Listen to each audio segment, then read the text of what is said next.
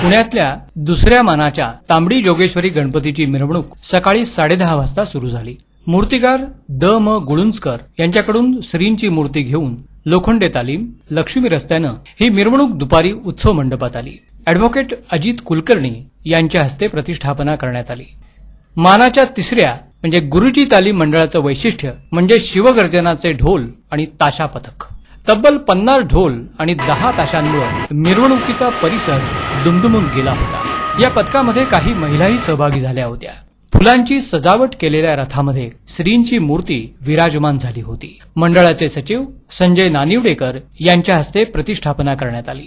मानाच्या चौथ्या तुळशीबाग गणपतीची प्रतिष्ठापना सकाळी 11:30च्या सुमारास मंडपात करण्यात आली। अखिल मंडई मंडळाच्या शारदा गजाननाच्या देखण्या मूर्तीला दागिने घातल्यामुळे मूर्तीचं रूप अजूनच खुल्लं होतं। बुधवारी सकाळी 9:30 वाजता टिळक पुतळ्यापासून श्रींची मिरवणूक सुरू झाली आणि दुपारी 12:30च्या सुमाराला डॉक्टर अरुण निगवेकर यांच्या हस्ते प्रतिष्ठापना करण्यात आली। देशातला पहिला सार्वजनिक गणपती म्हणून ओळखल्या जाणाऱ्या श्रीमंत भाऊसाहेब रंगारी गणपतीच्या मिरवणुकीचं सारथ्य राष्ट्रवादी काँग्रेसचे शहराध्यक्ष जयदेव गायकवाड हे करीत होते।